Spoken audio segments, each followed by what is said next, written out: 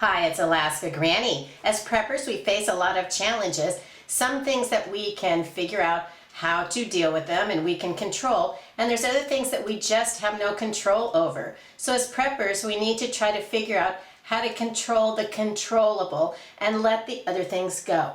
Some of the things that we have no control over are war. We have no control over things like bird flu. We have no control over what our government is doing, let alone governments throughout the world. All of those things change our world and they affect what happens to us, but we can't have any control over any of those things.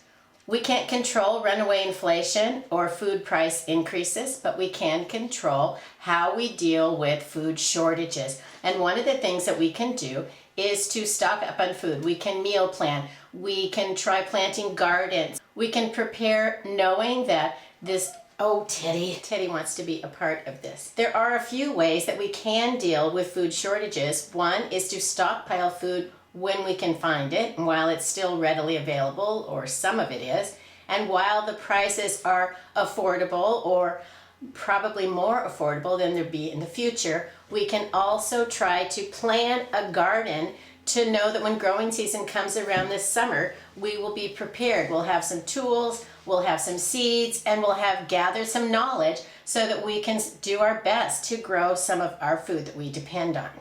Look through the foods you already have in your pantry and the foods that perhaps you can still find at the store that are affordable, and make meal plans. Be proactive. Decide what you're going to feed your family, how you're going to prepare it, how you're going to store those foods and make them last the longest. If you add to your food stockpile a little at a time, as prices surge, you may find that you can then switch and then start stockpiling other foods that aren't as expensive and are still available, and then work those food choices into your meal plans. We can read that foods are becoming in short supply. Things like chicken, meat, eggs, dairy products, all kinds of fresh fruits and vegetables and canned fruits and vegetables. Even grains like oatmeal and wheat that maybe are the pastas that we want to store. So if you realize the prices are going up on, say, tomato products, you can start stockpiling a little at a time tomato products that you choose to have. If you know that the price of oatmeal is going up or oatmeal is in shorter supply, then you can stockpile ahead on some oatmeal. And then plan how you're going to use those foods. Don't just buy them and stockpile them. You want to use some of those foods, rotate those foods, and then replace them with fresher supply.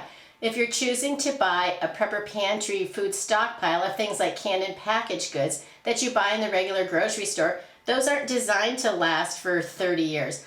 Some of those foods will last for a very long time, but you need to repackage them so that they're in an airtight container and then store them in a cool, dark, dry environment. It's unlikely that you'll be able to store foods that have a combination of ingredients for as long as a single ingredient, like say rice, beans, oatmeal, or wheat, but you can get them to last longer. Anytime you start mixing things together, say they have an ingredient that contains oil, then the whole amount of food is going to be spoiled or possibly rancid when the oil goes out of date, even if the other ingredients are things like rice, beans, oatmeal, or wheat.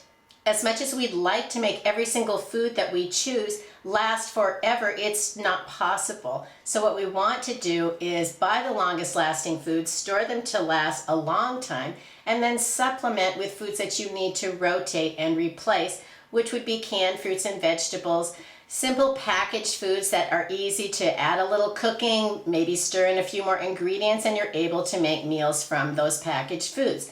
Those are nice, they can last for several years. Sometimes you can store them airtight and they'll last a few years longer, but they're not going to last forever.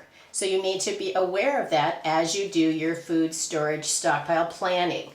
You're okay. Somebody left me a comment that I want to share with you. I found an easy way to deal with increased prices. I just removed all the items from my shopping list. I will just go without. Products can sit and rot on the shelves. Now, if you think about the foods that they're telling us are in short supply, meat, eggs, dairy, fruits, vegetables, What are you replacing them with if you're just refusing to buy those things? That to me sounds like you haven't really thought it out of what are your options. You can't just react and say, well, then I'm not going to do it. I'm not going to participate. You still need to be able to feed your family. And this is like digging in your heels and not going to spend more money, but you're not finding a workaround. Well, then what are you going to choose to feed your family? And to say, just let the food sit and rot while you're going hungry, while your children need something to eat, try to have a more grown-up approach and to really problem solve, because we still have time to figure out how to have food going forward. We know foods are in short supply. We know that prices are rising, and we also know that there are all kinds of issues that we cannot control that are affecting the food supply. So try to figure out a workaround. How can I have what I need? How can I make it last the longest? And then what can I do to supplement with perhaps foods that I can grow? That's how you become a successful prepper. You figure out how to face an unknown future and the challenges that are there and still be able to have the things that you and your family need. And that's all we want, is to have the best day ever for every single day of our lives.